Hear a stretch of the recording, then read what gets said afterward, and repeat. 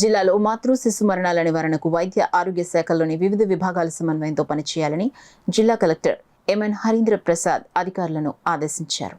కాకినాడ కలెక్టరేట్లో జిల్లా కలెక్టర్ హరీంద్ర ప్రసాద్, జిల్లా వైద్య ఆరోగ్య శాఖ అధికారి డాక్టర్ జె నరసింహనాయక్, వివిధ విభాగాల కార్యక్రమ నిర్వహణ అధికారులు కాకినాడ ప్రభుత్వ సామాన్య ఆసుపత్రి వైద్య నిపుణులతో కలిసి జిల్లా స్థాయి మాతృ శిశు మరణాల సమీక్షా సమావేశాన్ని నిర్వహించారు.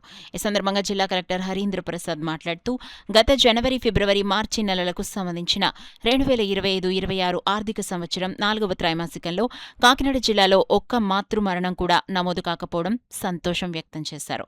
అదేవిధంగా గత సంవత్సరం మొదటి 3 త్రైమాసికాల్లో జరిగిన 11 మాతృ మరణాలకు గల కారణాలను జిల్లా కలెక్టర్ అధికారులతో చర్చించారు. భవిష్యత్తులో ఇలాంటి మరణాలు సంభవించకుండా గర్భధారణ సమయం నుంచే గర్భిణీలకు, వారి కుటుంబ సభ్యులకు ప్రమాద లక్షణాలు, కాన్పు ప్రణాళిక, ఉన్నత ఆసుపత్రులకు తరలించే విధానం మరియు సుఖప్రసవంపై విస్తృతంగా అవగాహన కల్పించాలని సూచించారు.